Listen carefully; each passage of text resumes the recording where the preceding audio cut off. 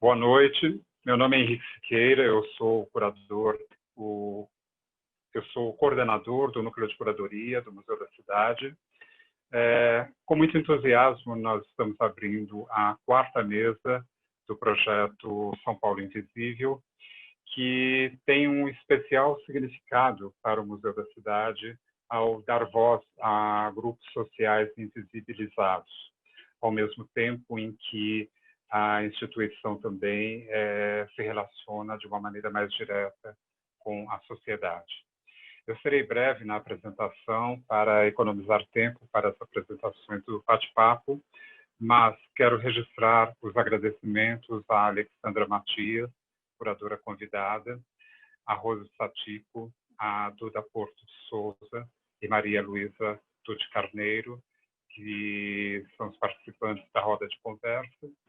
E agradeço também a todos que estão assistindo pela internet, desejando uma boa conversa para todos.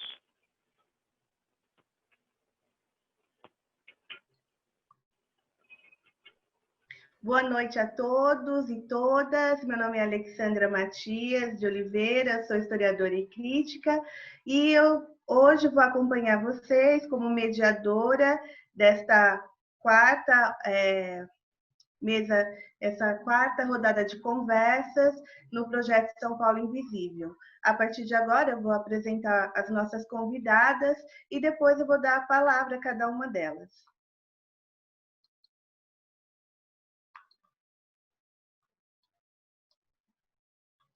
Então, estamos na 4ª mesa de conversas, Êxodo, Imigração e Refugiados, e a mesa é composta por Rose Satico, é professora do Departamento de Antropologia da Faculdade de Filosofia, Letras e Ciências Humanas da Universidade de São Paulo, vice-coordenadora do Laboratório de Imagens em Som e Antropologia, LISA USP, autora dos livros Imagem, Violência, Etnografia de um Cinema Provocador e A Música e o Risco.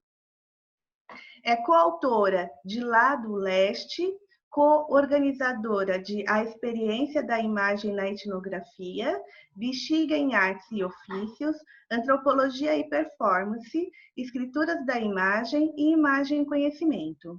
Dirigiu e co-dirigiu diversos filmes etnográficos, incluindo Afro Sampas, 2020, Aue Ai Maui, Para Onde Vais, 2018, Tabuluja, 2017, Violão Canção, Uma Alma Brasileira, 2016, The Eagle, 2015, Fabric Funk, 2015, A Arte à Rua, 2011, Lado Leste, 2010, Cinema de Quebrada, 2008. Desenvolve atualmente a pesquisa Ser, Tornar-se Africano no Brasil, Fazer Musical e Patrimônio Cultural Africano em São Paulo, em parceria com Jasper Schakraft, com o apoio da FAPESP. Nossa outra participante é Duda Porto de Souza, nasceu em São Paulo, é ativista de direitos humanos e foi responsável pela criação da primeira biblioteca multilingüe e infantil pública do Brasil, localizada em São Paulo. Colaborou com diversas publicações do segmento infantil, participou do desenvolvimento de exposições de grande público do curador Marcelo Dantas e atualmente é supervisora de desenvolvimento da Maria Farinha Filmes, em parceria com a também jornalista Ariane Carraro, escreveu o best-seller Extraordinárias Mulheres que Revolucionaram o Brasil e Valentes Histórias de Refugiados no Brasil, publicados pela editora Seguinte, o selo jovem da Companhia das Letras. E a nossa terceira convidada é Maria Luísa Tucci Carneiro, natural de Santa Adélia, é historiadora e professora livre-docente do Departamento de História da Faculdade de Filosofia, Letras e Ciências Humanas da Universidade de São Paulo, desde 1984. credenciada nos programas de pós-graduação em História Social e Direitos Humanos da Faculdade de Direito São Francisco, USP. Entre 1999 e 2004, foi pioneira no inventário do Fundo DOPS São Paulo, coordenando o projeto temático FAPESP Arquivos da Repressão e da Resistência com Boris Kossoi. Desde 2006, é coordenadora do LER, Laboratório de Estudos sobre Etnicidade, Racismo e Discriminação, na USP, onde mantém a base de dados ArcShoa, arquivo virtual sobre Holocausto e Antissemitismo. Autora dos livros 10 mitos sobre os judeus, 2020, traduzido para o inglês, em 2020 também, para o francês em 2020 e espanhol em 2016. Cidadão do Mundo, o Brasil diante do Holocausto e dos judeus refugiados do nazifascismo, 1933-1945, traduzido para o francês em 2017 e alemão em 2014. Brasil Judaico, Mosaico de Nacionalidades, 2013, Imprensa confiscada pelo DOPS, 1924-1954, com Boris Kossoi, em 2003. O Veneno da Serpente, Aspectos do Antissemitismo do Brasil, em 2003. O Olhar Europeu, o Negro na Iconografia do Século XIX, com coautoria com Boris Kossoi. O Antissemitismo da Era Vargas, Fantasmas de uma Geração, 1930-1945, com terceira edição, Perspectiva 2001, Brasil Refúgio nos Tópicos, Estação Liberdade, 1999. Desde 2015, é diretora da coleção Vozes do Holocausto, Histórias da Vida, Refugiados do Nazifascismo e Sobreviventes da Shoah, Brasil 1933-2017, com coautoria com Raquel Mirzar. Prêmio Jabuti 1999, 2004 e 2010. O artista da mesa é Gil Duarte, é binário Armada, 40 anos, artista plástico, músico brasileiro, cearense, radicado em São Paulo, indígena urbano, pai e um monte de outras coisas. Gil Duarte quer nos levar para a infância, mas não só a infância dos doces, dos sorvetes e das pipas, também a infância das cenas incompreensíveis, nos sonhos estranhos e curiosos, onde imagens que ainda não conhecemos, informações que ainda não compreendemos, são ininteligíveis, não são apresentados em sequência caleidoscópicas e, ao mesmo tempo, suaves, talvez uma prévia do mundo complexo que nos espera com o avanço dos dias.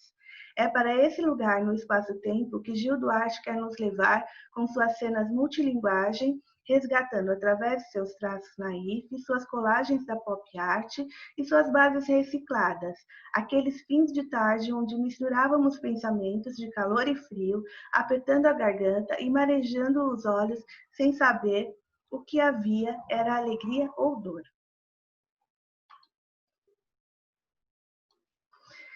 Nesse momento, eu gostaria, então, de agradecer a todos que estão assistindo nossa transmissão pelo YouTube.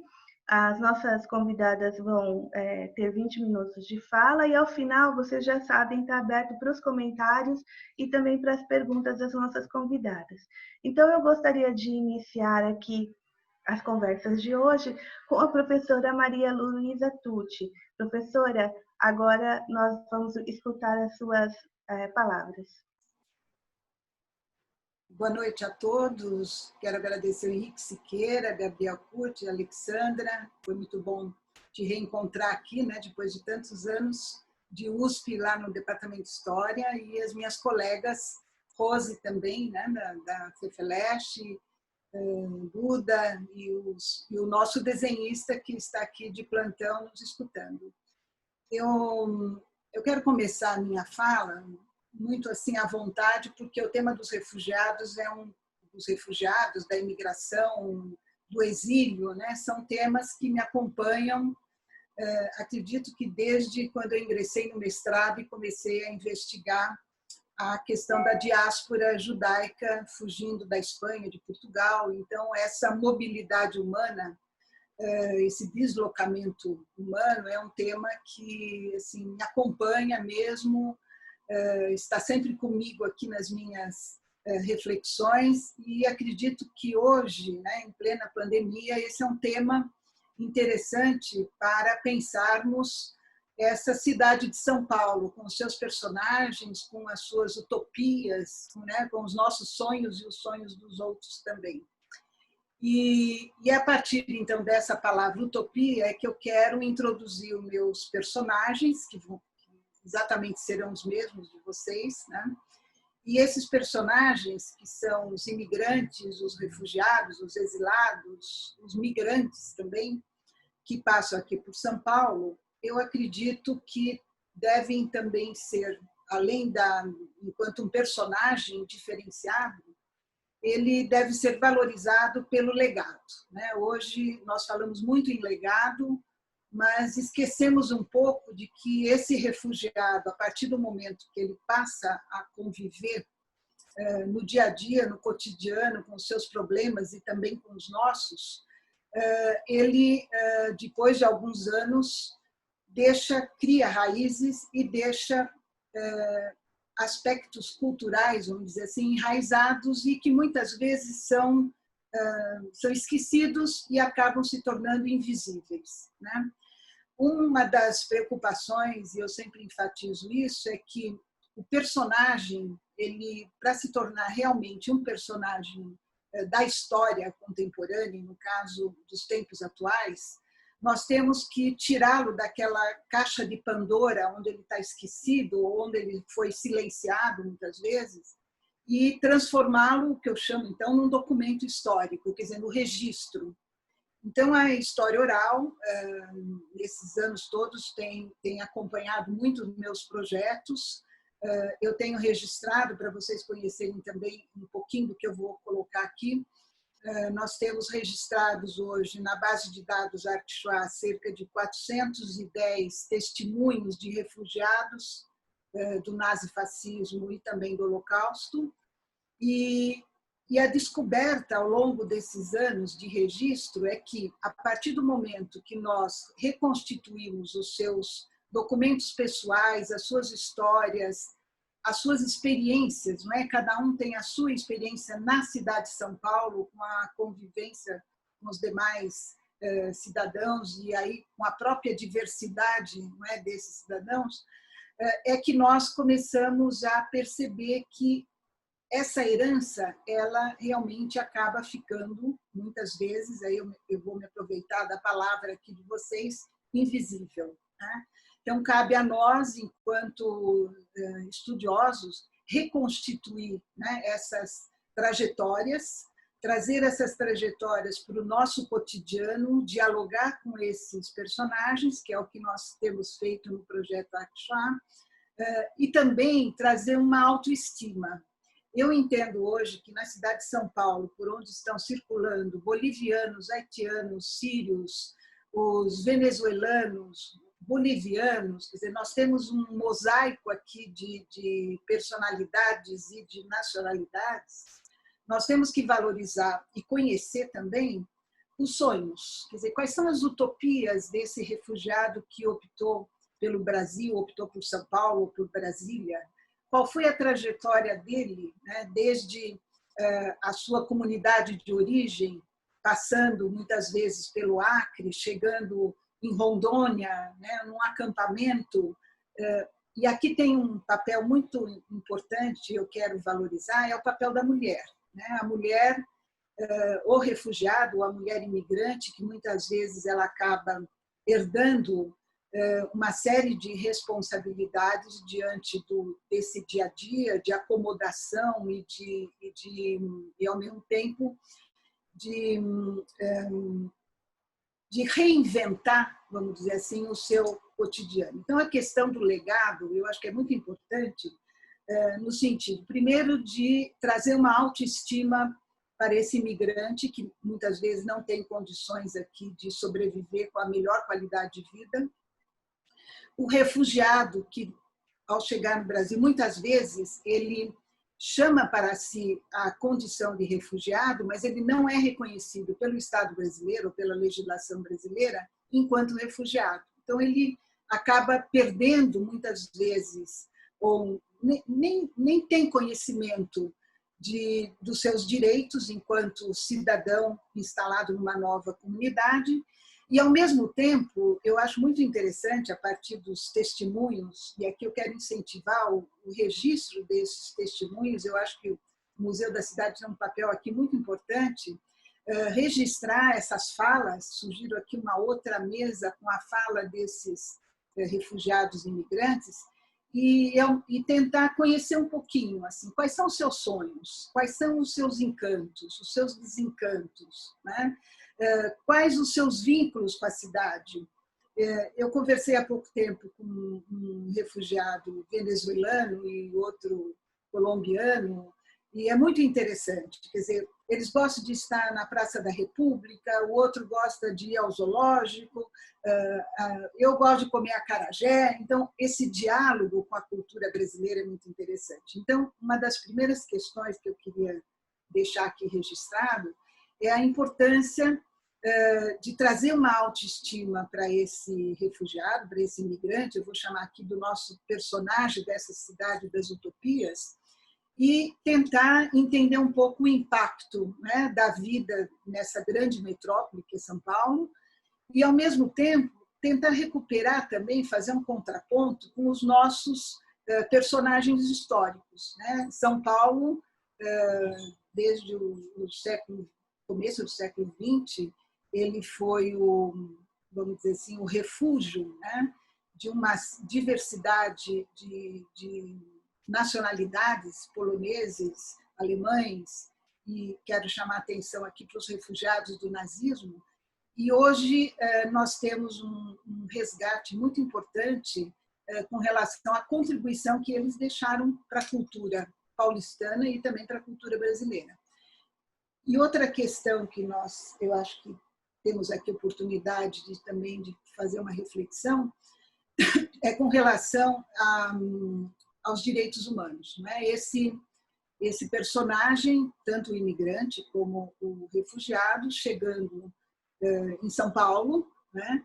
Ele é acolhido, então, por quem? Né? Quais são as instituições? Qual é o papel do Estado? Eu estou levantando aqui uma série de questões que eu acho importantes. Então, nós temos hoje, entre esses personagens, nós temos haitianos, nós temos congoleses. É muito interessante, eu quero fazer aqui uma sugestão, os testemunhos das mulheres congolesas, né? Nós temos algumas com nível universitário, tem outras com uma experiência de vida como escritora. Então, essa experiência, né, no país de origem, na comunidade de origem, depois na comunidade de acolhimento, ela é muito importante. E a outra é conhecermos também a inserção desses refugiados ou do imigrante no mercado de trabalho. Quer dizer, onde que uma mulher deixa os seus filhos, uma mulher refugiada, congolesa, por exemplo, numa creche?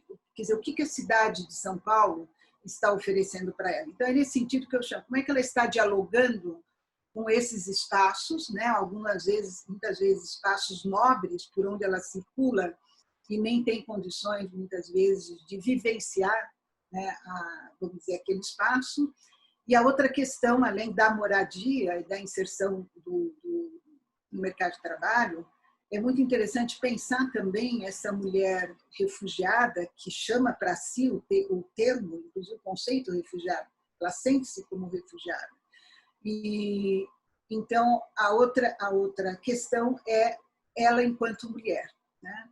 Nós temos vários registros, eu tenho uma orientanda junto à Faculdade de Direito que está trabalhando com as mulheres congolesas, por isso que eu estou enfatizando isso, recolhendo esses testemunhos. E o outro personagem muito interessante são os bolivianos, né? Os bolivianos que acabam trabalhando aqui em São Paulo num sistema de semi-escravidão e nem sempre têm respeitado os seus direitos pelo acordo residencial Mercosul, quer dizer, não são considerados como refugiados, e também como que a legislação brasileira acolhe, como é que ela oferece questões, oferece situações de tolerância, de valorização, de liberdade, de vida, de igualdade. E agora, em tempos de pandemia, quais são as ofertas para tratamentos de saúde, de educação para os seus filhos. Então, eu acho que nós temos aqui um mosaico, vamos dizer assim, de situações por onde esses personagens passeiam, né, pela grande metrópole. Muitas vezes seus sonhos acabam sendo estilhaçados por esses desencantos, né, pela falta de assistência.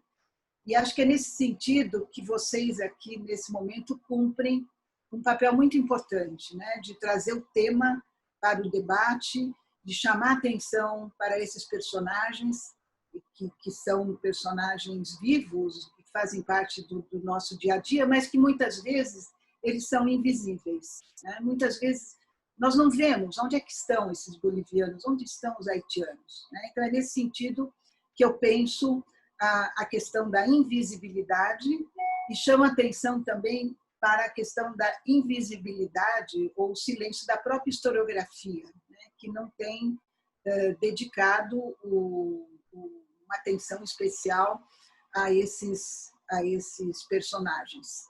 E quando eu falo personagem, aqui eu estou me referindo tanto aos imigrantes como aos refugiados. Um dos projetos que nós estamos desenvolvendo, eu faço questão de contar um pouquinho, depois nós podemos talvez desenvolver mais, é a publicação, dentro de alguns anos, do primeiro dicionário histórico-biográfico que vai trazer biografias, né, verbetes dos refugiados do nazifascismo aqui no Brasil, das mais distintas nacionalidades, e com 3 focos: cientistas, intelectuais e artistas. Então, fica aqui uma sugestão, né, de um debate onde a gente possa trazer também um pouquinho e ouvir a voz desses refugiados e imigrantes, né, para não ficarmos apenas aqui nas nossas reflexões. E uma outra questão que eu acho importante pensar em termos de cidade de São Paulo, e acho que o Henrique também pode nos ajudar depois, é o registro, né, dessas vozes a partir do próprio Museu da Cidade. Então, nós temos aqui um papel importante a cumprir, não só do ponto de vista educativo, não é? Mas eu sempre ressalto isso, mas também informativo e também de registro histórico. Então, nós não podemos deixar passar esse momento, né? Apesar da pandemia, nós temos oportunidade de trazer essas vozes, de ouvir, né, as suas experiências e também tentar compartilhar, né, um pouquinho dessas culturas, com a cultura do paulistano, do dia a dia, e chamando sempre a atenção para o papel do Estado, né? Nós vivemos um momento difícil, eu quero aqui deixar marcada a minha posição, onde o Estado deve ser, e não está sendo, o responsável pela vida do cidadão. Então, é muito importante que, num momento como este, de crise não só institucional, mas de crise na área da saúde, não é? que o Estado brasileiro também pense na vida do cidadão e pense também como que esse imigrante, como é que esse refugiado, numa situação de emergência, né, como é que o Estado brasileiro está acolhendo. Lembrando aqui que, recentemente, o Brasil se retirou do Pacto Global para a Migração Segura, né? Eu acho que isso é um retrocesso, deixo aqui o meu protesto também. Nós tínhamos caminhado, avançado muito com a Lei Maria da Penha, com a nova lei, né, de imigração de 2017, e agora o fato do Brasil, então, se retirar desse pacto global, eu acho que deixa um vazio, né, de proteção a esse imigrante, a esse refugiado muito grande. Então, é um momento difícil, não só para nós, mas pensando também nesses personagens que deixaram as suas comunidades em uma situação muitas vezes deplorável, né, de uma situação econômica difícil, com crianças pequenas. O papel da mulher também aqui deve ser lembrado. E é exatamente nesse contexto dos sonhos, das utopias, que eu penso a cidade de São Paulo, quer dizer, uma cidade acolhedora, mas onde o governo, né, o nosso Estado, ele também tem a sua responsabilidade. E é essa responsabilidade que eu estou cobrando nesse momento e que nós temos aqui um papel importante exatamente para alertar, né, aqueles que estão não só nos ouvindo, mas também serve aqui como um momento de recado, né, para as nossas autoridades, pensando que nós estamos também nos aproximando aqui de eleições. Então, qual é a contribuição que esses imigrantes, esses refugiados trazem, não só para um mundo melhor, né, mas também para fazer a nossa cidade melhor? E qual é o papel do Estado nesse momento de crise e nesse momento em que vidas, sim, importam? Então, é essa a minha mensagem e coloco isso depois para um debate melhor. Muito obrigada pelo convite. Eu passo agora para minhas próximas colegas. Obrigada, professora. Enquanto a senhora estava falando, eu lembrei de uma frase que eu queria colocar aqui, que a gente no Museu da Cidade estava pensando nesses dias e que tem muito a ver com a sua fala. No coração de cada utopia existe não apenas um sonho, mas também um protesto. Oswald de Andrade. Então, eu acho que isso coloca bem o desejo, a busca pela vida que esse nosso personagem, né, os refugiados, os imigrantes, buscam na cidade de São Paulo. E a senhora colocou bem a questão do papel do Estado para esse direito à vida, né? Para esse direito a uma vida melhor. Então, eu gostaria muito de agradecer a sua fala. Eu acredito que o Museu da Cidade está aberto, sim, para escutar, para ter uma escuta profunda dessa população que também ocupa a cidade de São Paulo, está nas ruas da cidade de São Paulo e também são agentes históricos que constituem a cidade. Muito obrigada. Agora eu vou passar a palavra para a Rose Satico, que vai também nos colocar um outro ponto dessa nossa questão, lembrando que a gente aqui está levantando questões, ninguém aqui está definindo ou fechando o assunto, porque realmente é um assunto com muitos desdobramentos. Rose, agora nós gostaríamos de te escutar. Boa noite a todos e todas. Também gostaria de agradecer muito o convite, Alexandra, Gabriel, Henrique, por estar aqui, e a oportunidade de conversar e de falar assim, junto com Tuti, né, e com Duda, que eu também estou conhecendo agora. E, bom, eu vou fazer uma apresentação simultânea, vou tentar compartilhar aqui uma tela com vocês. Vamos ver. Certo? Tá funcionando? Ótimo. Bom, então eu chamei essa minha apresentação de Afrosampas, abrindo olhos e ouvidos. Afrosampas é o nome de um projeto que eu estou desenvolvendo desde 2016, junto com outro antropólogo, que é um antropólogo inglês que se chama Jasper Shawcraft, e que tem como objetivo pesquisar essa presença recente africana em São Paulo, principalmente junto aos artistas e músicos que vem nessa corrente migratória, né, que tem acontecido aí nos últimos 10 anos aqui para a cidade de São Paulo.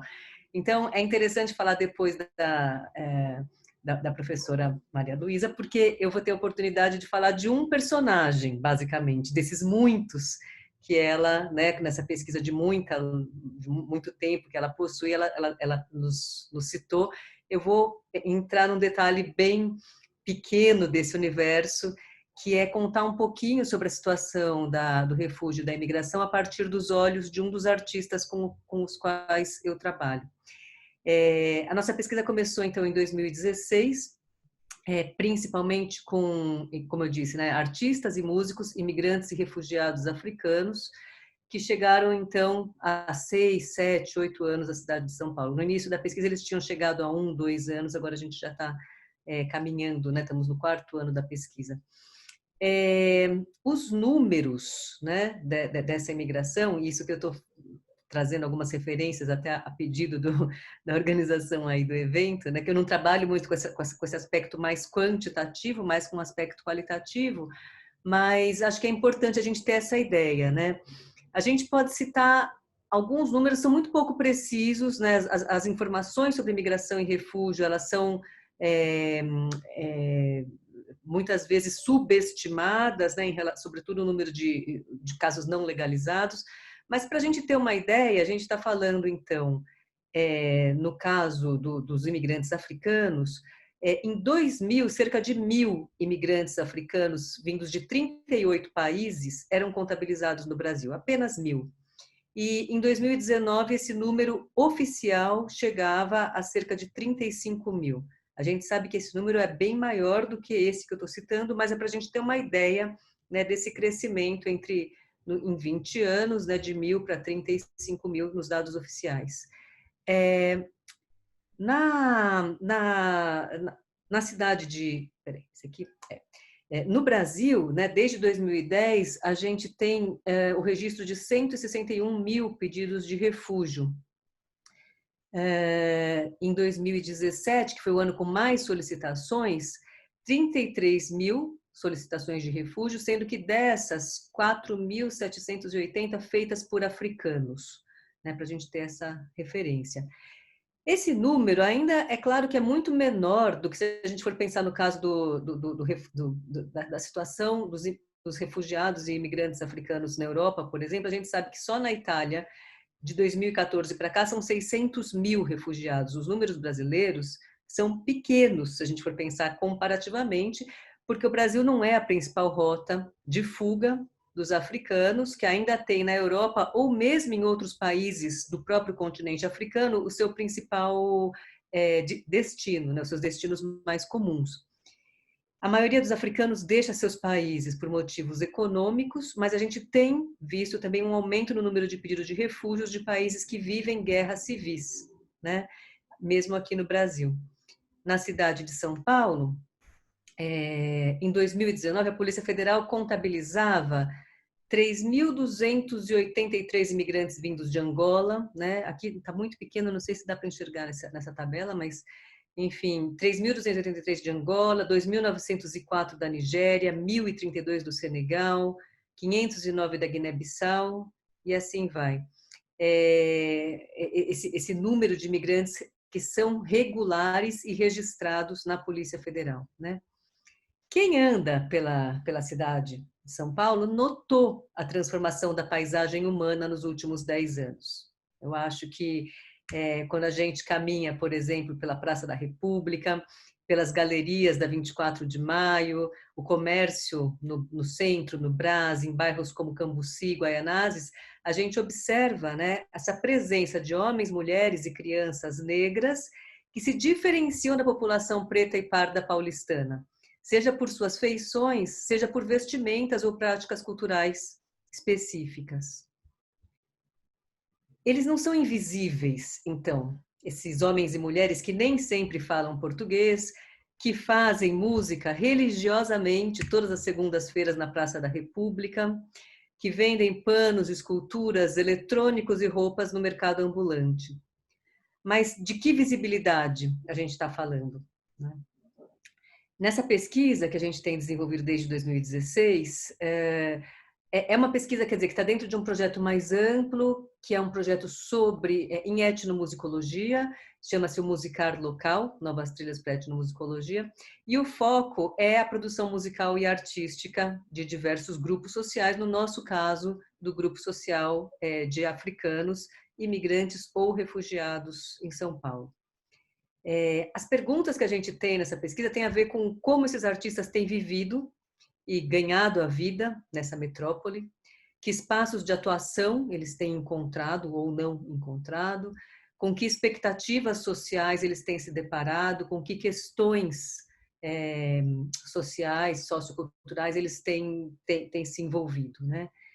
Ao seguir o seu trabalho artístico, as suas decisões, os seus dilemas, as suas dificuldades, a gente aprende sobre políticas de identidade e políticas culturais do Brasil contemporâneo. Eu vou retomar, então, essa foto que abre essa apresentação. apresentando então esse que é um dos meus principais interlocutores na pesquisa, o artista congolês Chambui Ueto, que é um refugiado congolês da República Democrática do Congo, aqui em São Paulo, desde 2014. O Chambui diz, nessa performance que ele realiza, o país recebe o seu corpo, mas a cabeça não. A bagagem que eu trouxe aqui para o Brasil, ninguém olha, não. Com poucas palavras, essa composição muito simples de objetos, né, que é juta, mala, corda, terno, o artista realiza uma performance nessa foto durante o 7º Fórum Social Mundial das Migrações, que aconteceu na cidade de São Paulo em julho de 2016. É a primeira vez que ele faz essa performance e que ele vai repetir em uma série de outros eventos posteriormente em espaços, instituições culturais da cidade de São Paulo. Como de outras vezes, nessa performance, o Chambui nos convida a participar da sua obra com as nossas câmeras de filmar e fotografar.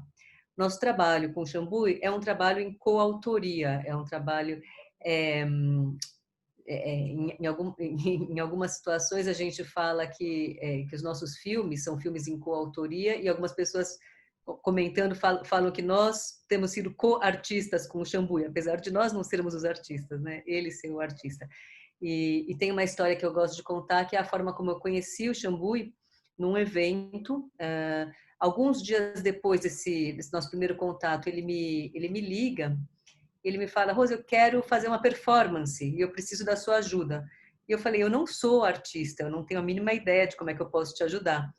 Ele falou, não, você tem uma câmera e você conhece bastante gente e é só isso que eu preciso. E a partir de então, a gente inicia uma colaboração que já tem, então, 4 anos aí e que consiste basicamente em nós, com a câmera e com a nossa presença e com algumas das nossas ideias, nos aproximarmos do Chambui e acompanharmos o seu processo de criação das criaturas e das performances nas quais elas são apresentadas.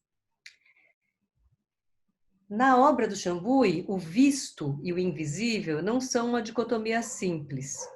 Ele faz ver o que a sociedade que o recebe invisibiliza. Para isso, ele vai criar essas criaturas que a gente chamou de quimeras, que são umas criaturas ambíguas, semiformadas, compostas por coisas e seres diferentes. Quimeras, na definição de dicionário, no sentido figurado, são um produto da imaginação, um absurdo, uma fantasia, uma utopia. As quimeras do Chambui, elas atuam como montagens que assombram, assustam, acordam. Acordem é o título do filme que Chambui chama de Tabulujá, é o título do filme performance que a gente co-dirigiu com o Chambui e que pode ser assistido no Vimeo do Lisa, depois o link vai ficar aqui no texto aqui do YouTube também. Esse filme começa com uma ideia nossa, dos antropólogos, que foi a ideia de apresentar o Chambui ao Museu Afro-Brasil no Parque do Ibirapuera, em São Paulo. Bom, esse museu, com mais de 6.000 obras de artistas brasileiros e estrangeiros e peças etnológicas, nas suas palavras, abarca diversos aspectos dos universos culturais africanos e afro-brasileiros, como religião, trabalho, arte, escravidão, apresentando nas suas palavras as contribuições dos afrodescendentes para a formação da identidade nacional. A Amanda Carneiro Santos, que aparece nessa foto, então funcionária do setor de educação do museu, guiou o Chambui na sua visita, questionando o Chambui sobre como ele via as obras que estavam sendo apresentadas, e a gente foi acompanhando essa conversa entre Amanda e Chambui e a visita ao museu. Chambui, que estudou Belas Artes na Universidade de Kinshasa, no Congo, observou as naturezas mortas, interpretou instalações de artistas contemporâneos, se surpreendeu com objetos que retratam a escravidão no Brasil. E ao sair do museu, dessa breve visita que nós realizamos, ele expressou o seu desejo de realizar uma performance que seria uma resposta ao sentimento de sofrimento que ele percebeu durante a sua visita. Ele disse, esse museu tem muito sofrimento, eu preciso fazer uma coisa em resposta ao que eu senti aqui. A gente caminhou, saindo do museu pelo parque, e passamos pela frente do prédio da Bienal, onde estava acontecendo os preparativos para a 32ª Bienal de São Paulo, a Bienal intitulada Incerteza Viva. E a gente decidiu, então, juntamente com o Xambui, nesse momento, que esse seria o palco da nossa próxima intervenção artística, junto com ele. Então, dias depois dessa visita ao Museu Afro-Brasil, o Xambui e a sua companheira Clarice Mujinga entravam em um dos principais eventos da cena artística mundial, com os seus corpos cobertos por frutas, verduras, argila e 7 quilos de peixe fresco. A ocupação dos artistas congoleses foi observada com interesse e voracidade por centenas de pessoas que visitavam a Bienal num domingo, e por cerca de 2 horas as criaturas foram registradas em selfies enquanto caminhavam pelos corredores do prédio.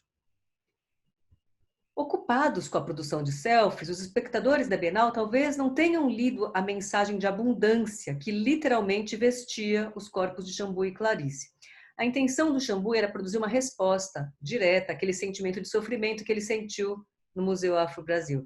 Ele queria mostrar uma outra imagem da África Central, marcada pela abundância, pelo potencial natural e humano, um potencial roubado pelo colonialismo. As quimeras do Xambui não são criaturas cautelosas que se escondem nas sombras, fora do palco, nos limites da mise-en-scène. Ele posiciona suas ideias no centro do palco, convidando o público a uma clara inspeção e a um encontro visceral. Assim, o Xambui também brinca com essa herança da imagem visual, onde a fotografia já foi uma forma de poder colonial de representar e narrar o outro. O Xambui parece controlar a sua imagem. Ao menos a gente pensava que ele tinha esse controle, até que a gente se encontrou com esse tsunami de selfies que acompanharam suas performances, e também sua performance na Bienal.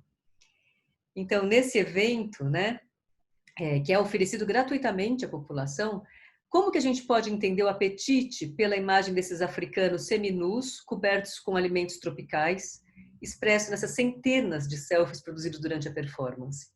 Seria tão diferente daquele apetite evidenciado pelo consumo de cartões postais de povos exóticos no início do século passado?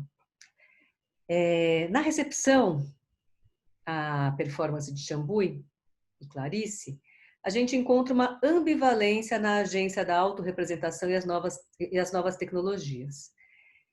Para nós, que já somos meio velhos para sermos nativos digitais, a gente tende a ver as selfies como uma forma de apropriação, uma resposta ignorante a uma intervenção artística, né? Esse é o nosso preconceito com relação às selfies. Diferentemente, o Xambui e os seus amigos entendem a produção de selfies como validação do seu próprio trabalho. Fazer uma selfie não é só um ato de consumo, mas é um reconhecimento do valor da experiência visual. Daí, a satisfação expressa por ambos ao fim da performance da Bienal. Eles estavam muito contentes pela forma como eles tinham sido recebidos pelo público da Bienal. E só entre parênteses, foi uma ocupação. Eles não são artistas convidados, não foram artistas da curadoria da Bienal, foram junto com a gente decidiu entrar e a Bienal nos acolheu, sem nos expulsar, e nesse tempo a gente foi bastante bem recebido pelo público. Então por isso que eu estou chamando de uma ocupação, né? Pensando então no tema da nossa mesa, a gente pode pensar essa relação narcísica da selfie como uma abertura para o outro? O que é visível na selfie? Cabe notar que a produção de selfies e o uso constante das redes sociais como forma de autonarratividade são práticas comuns no cotidiano dos nossos artistas congoleses e dos seus amigos. Eles são curadores cuidadosos de suas identidades digitais. Nesse contexto da imigração, a produção de narrativas do selfie tem usos específicos, desde se comunicar com parentes e amigos que estão lá na República Democrática do Congo, enfim, até o engajamento com novas redes diaspóricas. E, nesse caso, eles também sabem mobilizar os antropólogos como produtores culturais e assistentes em seus projetos artísticos. Celulares de última geração e redes de internet com alta velocidade são itens obrigatórios para esses congoleses cosmopolitas que não medem esforços para garantir sua satisfação mesmo que isso pese num orçamento bastante apertado. E a gente sabe que, apesar de terem diplomas universitários, a maior parte desses refugiados e imigrantes africanos aqui em São Paulo só conseguem trabalhos precários com salários muito mal pagos, né? Apesar disso, existe essa valorização da potência da comunicação por meio da internet, dos selfies, etc. De qualquer forma, as quimeras que do Xambui e aqui de Clarice materializam aos olhos do público brasileiro identidades alternativas para o imigrante e refugiado africanos aqui no país. Com a sua exuberância e utopia, elas promovem uma outra narrativa sobre escassez, guerra e sofrimento. Num lugar marcado por uma outra história colonial, Xambui produz um discurso decolonizador. Na visita ao Museu Afro-Brasil, ficou claro que a história do país que recebe Xambui não é ignorada por ele. Nossos continentes estão conectados pela escravidão. Em novembro de 2016, um mês após essa performance aqui na Bienal, o Xambui comunicou seu desejo de produzir uma performance no Dia da Consciência Negra, em frente ao Museu Afro-Brasil, revelando mais uma vez como a visita ao Museu Afro-Brasil o marcou profundamente, né? Ele se posicionou preso a uma árvore. Tinha uma tinta vermelha que fazia às vezes de sangue e com os olhos vendados, o Xambui não tinha acesso ao seu público. Para a quimera criada para narrar o sofrimento do povo negro, o mundo é invisível. Xambui não vê durante a performance a sua apropriação pelos visitantes do parque, crianças, jovens, senhoras e senhores que aproveitam um dia ensolarado no feriado de 20 de novembro. Quando ele assistiu com a gente às imagens gravadas, ele ficou impressionado com a reação do público, que produzia novamente dezenas de selfies. Dessa vez, condizentes com a pose de turistas que encontram um personagem num parque de diversões, e não um homem amarrado a uma árvore com sangue jorrando das suas mãos e dos seus pés. Como nós, antropólogos, o Xambui também não tinha o controle pleno da sua imagem, da vida que as suas quimeras produzem na imaginação do seu público. É importante notar que nem todo mundo sorria ao lado dessa criatura.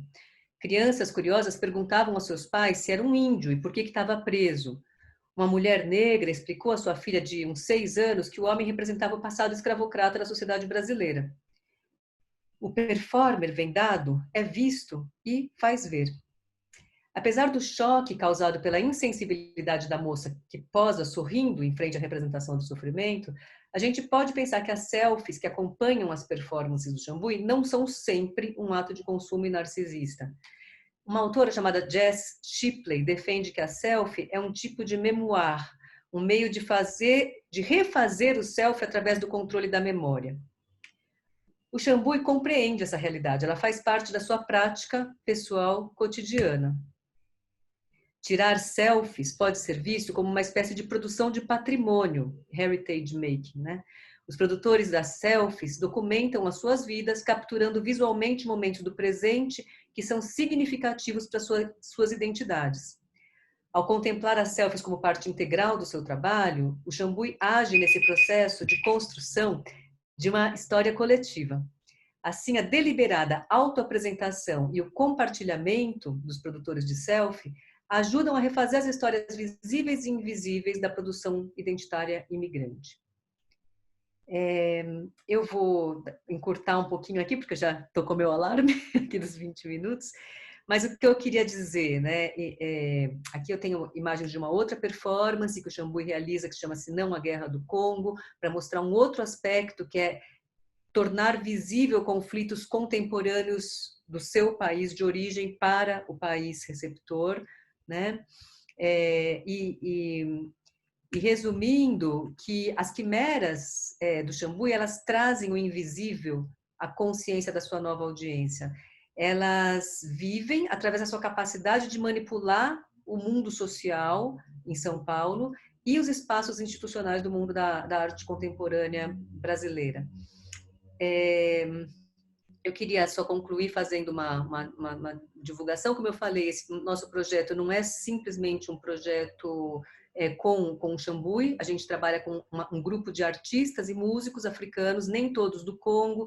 A gente trabalha com músicos togoleses, moçambicanos, senegaleses, angolanos, e alguns dos resultados desse trabalho estão em 2 filmes, além do Tabulujá, que eu já comentei com vocês, em outros 2 filmes que estão disponíveis agora nessa Inedit TV, que acabou de ser lançado, que é o Afro Sampas, que é um filme de encontros de músicos brasileiros com músicos africanos, e o Oyahau e Maue, Para Onde Vais, que é o filme que a gente fez com Lena Barrule, uma música moçambicana entre São Paulo e Maputo. Obrigada, gente.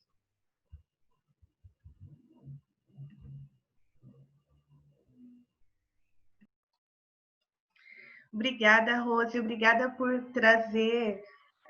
Acho que a gente está saindo, né, pensando nas utopias que todos os imigrantes, refugiados trazem para a cidade de São Paulo, e de repente você mostra para a gente o personagem, o Xambu, e as suas quimeras, né, que saem das utopias e a gente entra nas quimeras, e como esse processo, essa questão colaborativa entre o artista e vocês, antropólogos, fazem um discurso artístico e visual que é muito mais até do que o discurso que nós podemos falar ou podemos escrever, porque é um discurso que traz subjetividade e que transforma, traz uma experiência. Foi muito bonito todas as performances que você nos colocou, as inquietações, e como a arte pode tornar o invisível visível, né? Então, foi um percurso muito bonito isso. Acho que a gente está fazendo um percurso hoje nessa mesa de conversas muito lindo. Muito obrigada por sua participação e por todas as questões que você colocou e pela apresentação do Xambu. E fui procurar também pelo projeto Afro Sampas, que eu já conhecia e que vai ficar disponível para as pessoas que estão assistindo aí. E agora eu passo a palavra para a Duda Porto, que vai nos trazer uma outra experiência dentro do nosso tema de hoje. Muito obrigada, Rose, e Duda, agora é com você. Olá, boa noite a todas as pessoas que estão assistindo. Alexandra, Henrique, Gabriel, muito obrigada por esse convite nesse projeto extraordinário e tão fundamental. E professora Maria Luísa, Rose, por estar aprendendo aqui com vocês, é um convite muito especial para mim. Eu vou falar um pouco do meu livro mais recente, que chama Valentes, Histórias de Pessoas Refugiadas no Brasil. E que ele nasce do desejo de tornar um tema tão complexo acessível para um público infanto-juvenil. Vou compartilhar aqui minha tela. Vocês estão vendo? Talvez tenha até alguns dados que a Rose já apresentou antes, mas gostaria de começar com esse número, que é que o número de matrículas de alunos estrangeiros cresceu 112% já em 2018. É um levantamento feito pelo Instituto Unibanco, sendo que 64% das inscrições foram na rede pública, né? E apesar disso, não há política específica para a adaptação dos alunos, e as escolas têm suas próprias iniciativas para acolhê-los, né? Então, eu escrevi esse livro em parceria com uma colega que também é jornalista, chamada Ariane Carraro. Eu vou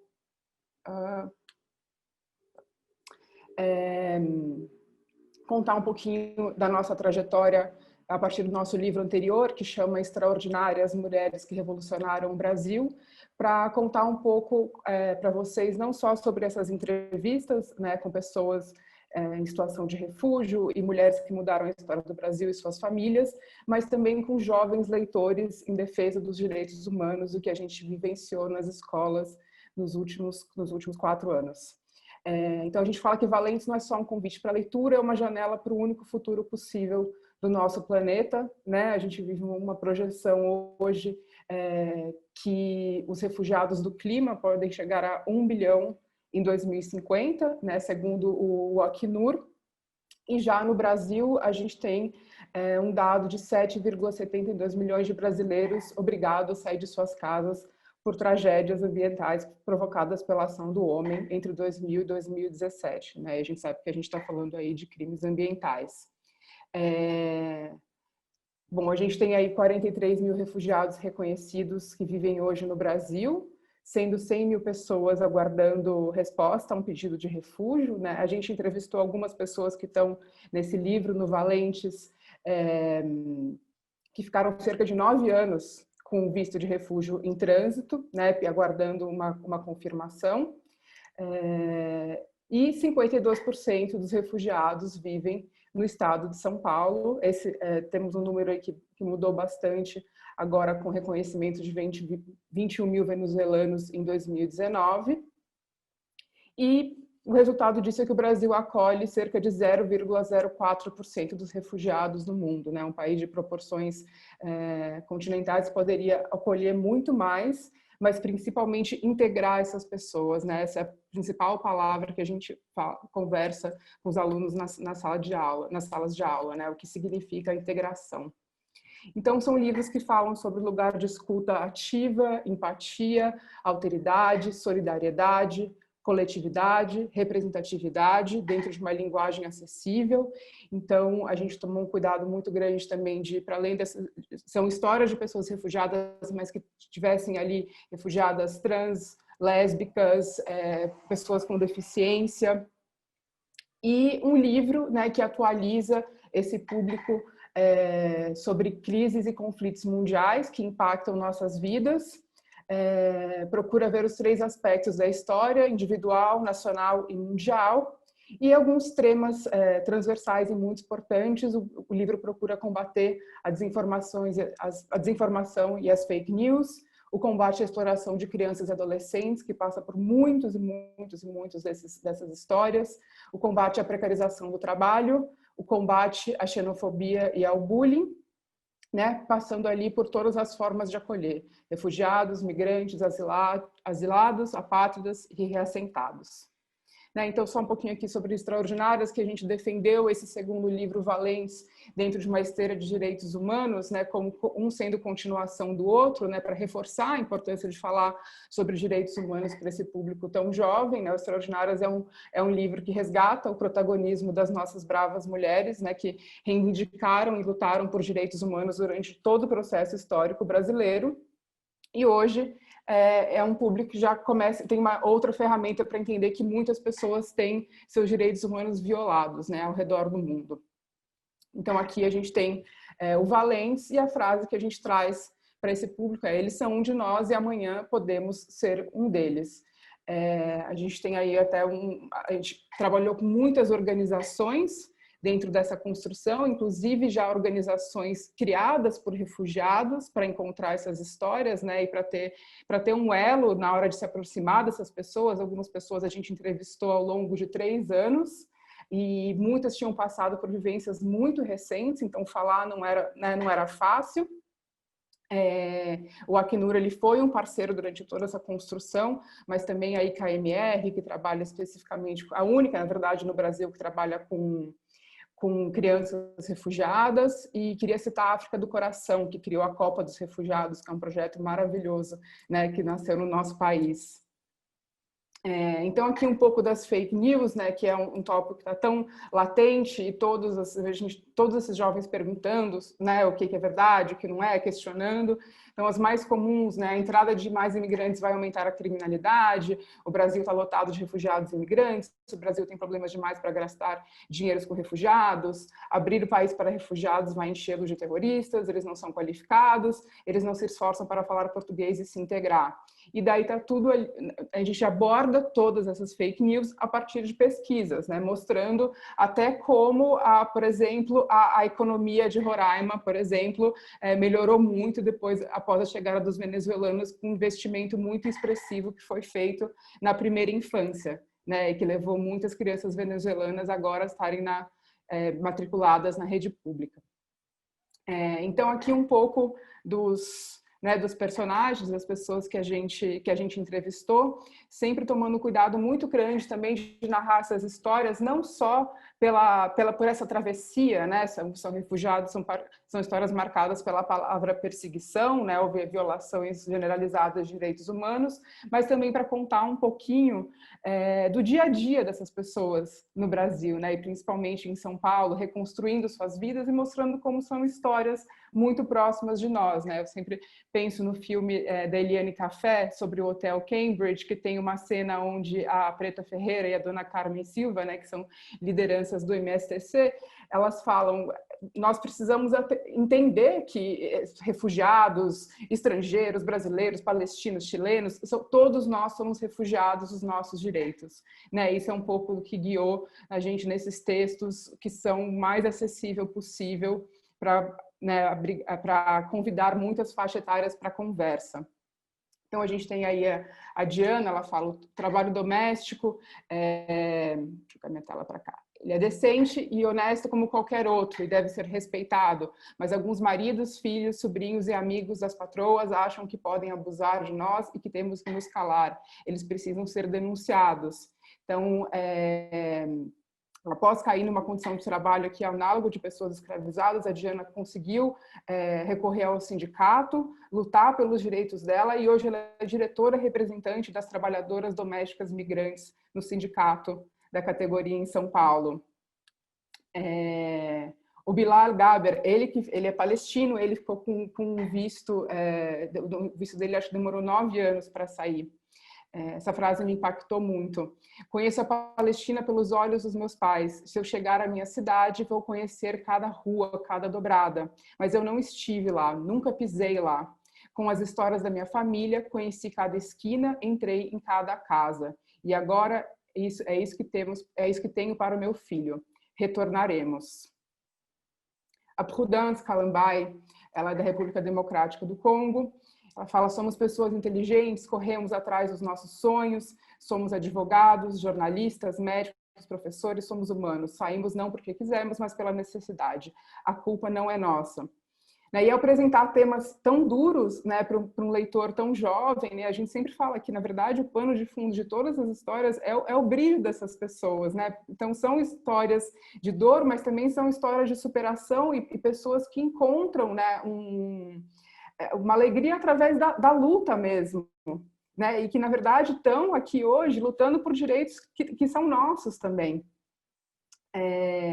O Abdul Basset Jarur é uma história que ficou... ele tem uma história que ficou bastante conhecida, saiu bastante na mídia, que desde que ele chegou ao Brasil, o sonho dele sempre foi trazer a mãe de Alepo para ela morar aqui com ele, com a irmã, e pouco depois ele ter conseguido trazer a mãe para o Brasil, ela faleceu de Covid, né? E ele estava ali o tempo todo nas redondezas do Hospital das Clínicas com uma placa no corpo dele falando: voltem para suas casas, vocês precisam entender o que é esse vírus. E ele tentando dialogar com os médicos e conscientizando as pessoas sobre o que estava acontecendo, né? Ele falou: sigo com fé, coragem, simplicidade, com amor e sem medo, mas sempre reforçando que ser refugiado não é uma escolha, sim uma circunstância. A Juanita Solano, ela é colombiana e os pais dela eram ativistas ambientais, sofreram muitas e muitas ameaças, e ela veio ainda muito jovem com as irmãs dela para o Brasil, conseguiu vaga numa escola, se formou aqui, encontrou espaço para identidade, para se afirmar como uma mulher lésbica, e trouxe alguns dos relatos mais marcantes de xenofobia que eu já vi nas salas de aula, dentro de todo esse percurso dela, né, aqui no Brasil. O Vu, quando eu cheguei aqui, tinha uma calça, 2 camisetas, um dicionário e $5 de um trabalho em Singapura. Agora tenho uma família bem unida, meus filhos estudam bem, tenho um funcionário, casa própria, sou um refugiado que venci no Brasil com coragem e muito trabalho. Essas são as palavras dele. Ele estava na década de 70 entre um dos primeiros grupos, né, que chegaram ao Brasil aí com algo que se definia como refugiado, né, no nosso país. Ele é um comerciante e empresário. E a Sônia, eu separei aqui só algumas histórias de pessoas que estão em São Paulo, mas o livro tem pessoas que estão por todo o Brasil, que moram em diferentes pontos do país. E a Sônia, que é minha vizinha, mora aqui na Ocupação 9 de Julho, ela fala: tudo aquilo que você passa na vida, nada é de graça. Você luta para construir uma casa, e ter uma casa no Brasil não é fácil. É muita burocracia e é muito caro. Hoje ela é uma profissional da indústria têxtil, mas nessa trajetória também caiu em condições análogas de pessoas escravizadas, e teve toda essa rede de apoio absolutamente extraordinária do movimento MSTC, ela da Cozinha 9 de Julho, e foi encontrando ali uma série de amigos e pessoas que acolheram ela no Brasil para ter hoje uma vida digna e muito feliz. E aqui, para mostrá-las, agora as crianças com o livro, são ela e as filhas dela. E assim, esse lançamento ele é bastante recente, né? Mas talvez uma das coisas que mais tem me marcado nessas primeiras apresentações no livro foi um menino de 10 anos que falou: eu entendi tudo sobre esse livro, ele é um livro sobre fazer amigos. Eu acho que esse é o poder de síntese extraordinário das crianças, o porquê que esse diálogo precisa estar tão perto, né, de um público jovem, porque essencialmente, sim, o livro sobre fazer amigos são histórias, sim, de muita dor, mas de muita superação e de muitos sonhos, né? São histórias de amor, são histórias de famílias que estão aí procurando coisas como todos nós. E para falar um pouquinho sobre esse diálogo das redes sociais, né, que a Rose trouxe, tem uma coisa que eu acho, nesse momento assim desse público procurando influenciadores no Instagram, nas redes sociais, os personagens desse livro, eles estão todos ali no Instagram, né? Então fica sempre para a gente sempre convida a procurar, né, sobre o que essas pessoas estão dialogando, né? Então eles também podem ser os influenciadores nas suas redes, porque são tantas culturas, né, nessas histórias. E a gente espera que esse livro esteja construindo, aproximando esse assunto tão urgente. Não tem sido fácil, né? Talvez o número baixo de refugiados reconhecidos no Brasil, sabendo que esse número, ele na verdade é muito diferente, mas o número reconhecido de refugiados é pequeno, mas são histórias universais e que são muito próximas de todos nós. Então eu espero que ele contribua para esse tema, aproximando ele da nova geração. Não sei nem como eu estou de tempo. Eu não coloquei. Tá tudo bem? Obrigada.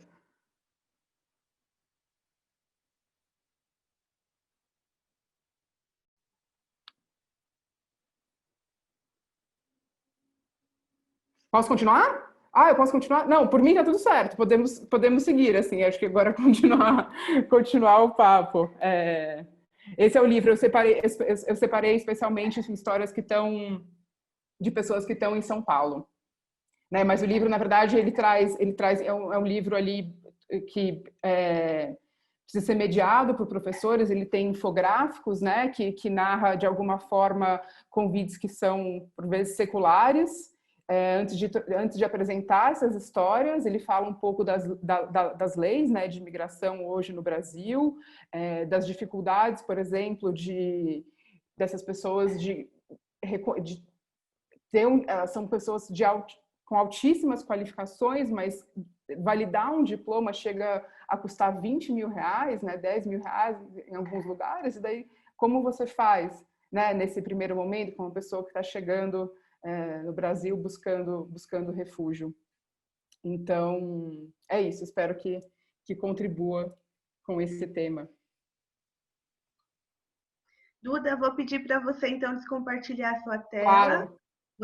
Eu agradeço pela sua participação e por você trazer as histórias, a escuta que você e a sua coautora tiveram para formar o livro, um livro voltado para as crianças, né? Um livro voltado para essa compreensão da pluralidade entre os refugiados, dessa pluralidade de cultura.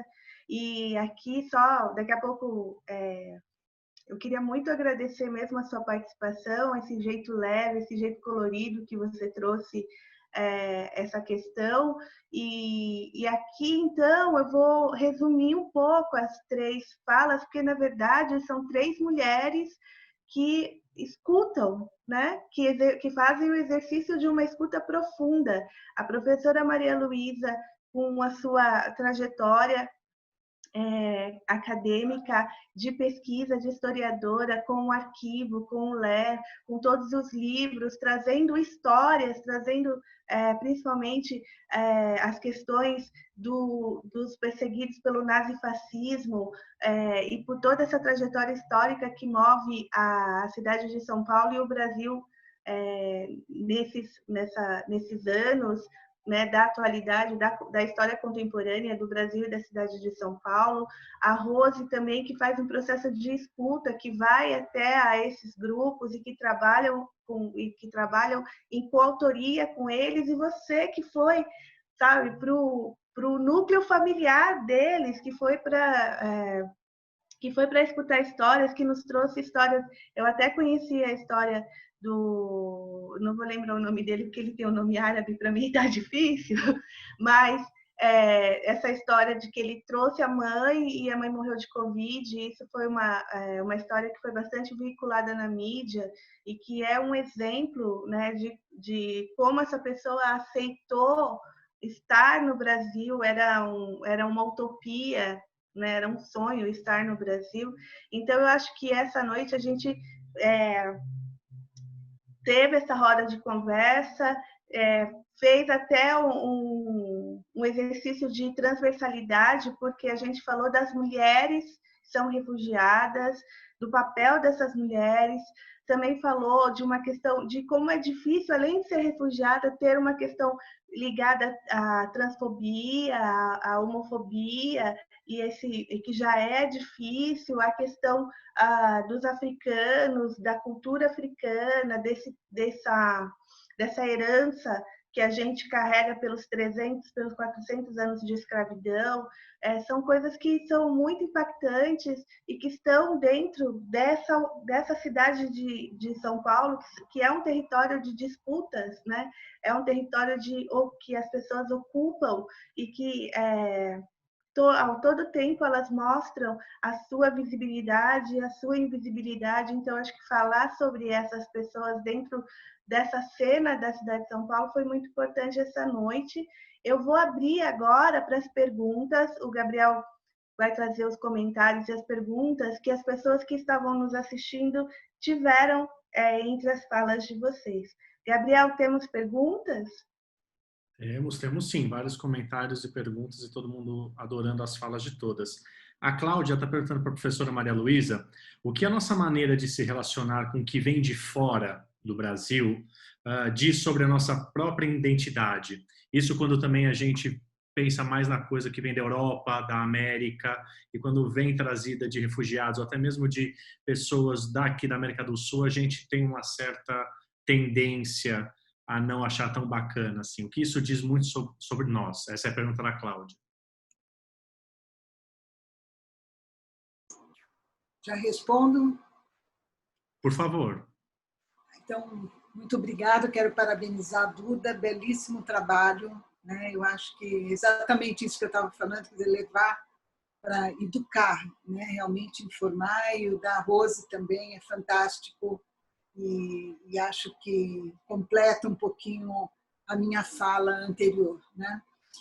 Respondendo essa questão da nossa identidade, da nossa postura, né? Quando eu digo nossa, eu penso sempre no Estado brasileiro. Eu acho que nós temos aqui um histórico, por um lado, bastante negativo por parte do Estado brasileiro, quer dizer, quando nós olhamos para os anos 30, 40, né, que é o período que eu tenho estudado mais, nós constatamos que o Brasil, em diferentes momentos, ele fechou as portas não apenas aos judeus, das mais diferentes nacionalidades, mas também a japoneses. Né? Nós temos aqui vários exemplos de racismo, de xenofobia, de um autoritarismo exacerbado com relação aos imigrantes, principalmente, que são apontados como perigo político, né? Perigo político e perigo étnico. Eu tenho estudado muito os anos 20 também, quando a eugenia apareceu como uma solução, né, para criar no Brasil uma raça branca. Isso também é muito interessante para a gente voltar um pouquinho na história. E chegando até o período da ditadura militar, quando nós vamos ter um retorno à ideia de que o imigrante ou o estrangeiro, de uma forma geral, ele é perigoso à segurança nacional, né? Essa questão do Estatuto do Estrangeiro dos anos 80, quer dizer, só vai cair por terra com a nova lei de imigração. Então, é muito interessante pensarmos assim, a persistência, né, dessa mentalidade brasileira com relação ao outro, que é esse estrangeiro que está aqui no Brasil. E enquanto a Duda estava dando os exemplos aqui, eu me recordei que há uma similaridade, né, do nosso passado com questões atuais, e acho que vai de encontro a essa pergunta, porque nós vemos que esse estrangeiro ele é, em determinados momentos, mal visto enquanto uma pessoa perigosa, isso por parte do governo brasileiro. Então, nós estamos tendo algumas réplicas, inclusive atualmente, quando se diz, não, ele é estrangeiro, é comunista e é perigoso, né? Mas, por outro lado, há algumas situações que aquele refugiado dos anos 30, 40, também essa situação é vivenciada pelo refugiado de hoje. Por exemplo, pessoas da mais alta qualidade chegavam aqui no Brasil, médicos, cientistas importantíssimos, inclusive muitas mulheres, e chegando aqui não podiam validar o diploma. Então, há assim, vários casos de italianos que, fugindo do fascismo italiano, vieram para o Brasil e tiveram que trabalhar na base que eles chamavam do prestanome. Eles não podiam trabalhar com reconhecimento pela sua formação. Então, eles emprestavam um consultório e trabalhavam quase assim, entre aspas, no fundo do consultório com o nome emprestado de um colega. Então, essas situações a gente consegue olhar o passado e ver isso nos dias atuais, né? Então, há uma postura que a gente tem que sempre estar revalidando do ponto de vista do governo brasileiro, quer dizer, a postura dele diante do exilado, diante do refugiado. E há também aqui uma questão também que nos leva até assim, a dar uma resposta complementando a essa própria pergunta, que é essa desigualdade da ocupação desse estrangeiro nos espaços, né? Quer dizer, alguns têm direito a frequentar, por exemplo, uma elite, outros têm direito a conviver em espaços compartilhados com artistas intelectuais importantes. Então, esse é um resgate importante também que nós estamos fazendo no LEA, que é a reconstituição dos espaços aonde esses refugiados dos anos 30 até os anos 70, como é que eles conseguiram reconstituir a sua vida, fazer uma carreira profissional. Então,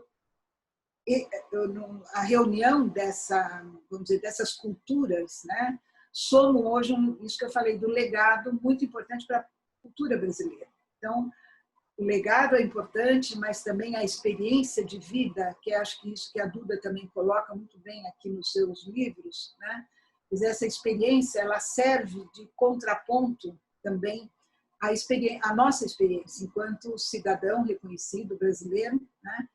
E lembrando também que a própria legislação brasileira é uma legislação muitas vezes feita por homens brancos para homens brancos, né? E por homens, também lembrando aqui a causa, puxando para nós a causa das mulheres. E essa questão da dignificação do ser humano, né? O ser humano enquanto um sujeito de direito que tem os seus direitos. Eu acho que esse perfil do Brasil, né? Um Brasil que pula fora, vamos dizer, de certas convenções, né? Importantíssimas, eu acho que faz o perfil ou faz a nossa identidade política, não a identidade enquanto ser humano. Obrigado, professora. O Gil, que é o nosso artista do painel, ele fez uma pergunta, Rose, e eu vou juntar com uma outra pergunta da Tissa, que também está aqui assistindo a gente. Vai virar, ela tem o mesmo tema e fala muito disso que também a professora acabou de explanar para a gente. O Gil pergunta assim: há um certo equívoco nessa afirmação de acharmos que o brasileiro é um povo acolhedor ou um povo acolhedor quando convém escolher quem deve ser acolhido? E aí a Tissa emenda perguntando se é possível que estejamos flertando com o eugenismo novamente, ainda mais nesse período de onda conservadora que a gente vem enfrentando no mundo. Posso responder essa? Por favor. Então, é um relato muito que a gente ouve muito entre todos pelo menos os imigrantes refugiados africanos com os quais eu tenho trabalhado, é a questão da descoberta por eles do racismo aqui no Brasil, né? Então, isso eu acho que responde um pouco a pergunta, né? No sentido de que muitos deles falam, eu vim para o Brasil e não me percebia enquanto negro, né? E não percebia o racismo que o negro sofre, mas aqui no Brasil eu percebo, e não só por parte... o racismo e a xenofobia, né? São os dois aspectos que vêm junto no caso dos imigrantes africanos, que são quase todos negros africanos, né?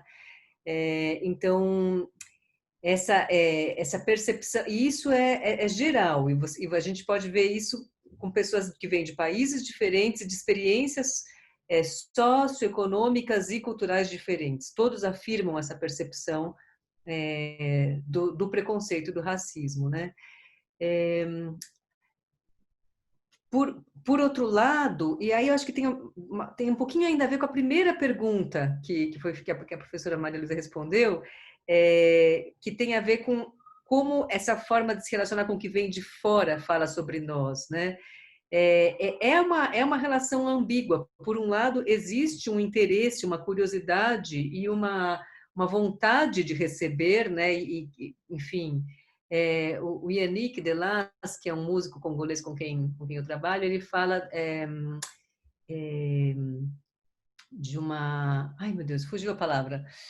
De como o brasileiro recebe o estrangeiro, né? Ele fala que tem uma diferença entre a forma como nós recebemos enquanto pessoas e como as instituições, o governo, o Estado recebem, né? Existe uma diferença. Então, não dá para a gente generalizar, falar que existe essa indisposição, que a xenofobia é generalizada, porque não é verdade, né? Por outro lado, existe uma total incapacidade institucional no sentido de receber e de estar, apesar desse, como a Duda falou, desse número tão pequeno, né? Nós trabalhamos com uma porcentagem muito pequena de imigrantes refugiados no Brasil para não ter nenhuma estrutura para recebê-los e para fornecer possibilidades e oportunidades para eles aqui, né? Do ponto de vista do aspecto que eu trabalho, que é esse aspecto que eu reforcei, assim, do mundo artístico, do mundo das instituições artísticas, a gente também vê uma ambiguidade e um problema. Como eu falei, a nossa entrada na Bienal é uma entrada por ocupação. Esse espaço institucional não reconhece o trabalho desses artistas enquanto tal, né? Eles não são comissionados necessariamente para participar desses espaços. Aos poucos, começam a ser um ou outro em algumas situações. No caso dos músicos, a gente sabe que existe um grande interesse pela diversidade musical, mas a maior parte das instituições acaba construindo uma etiqueta, um selo, né, para essa música da diversidade, que é como falar da literatura periférica, da literatura marginal, da música de imigrante. Não é música, não é a arte em si, é a arte do imigrante, a arte do refugiado.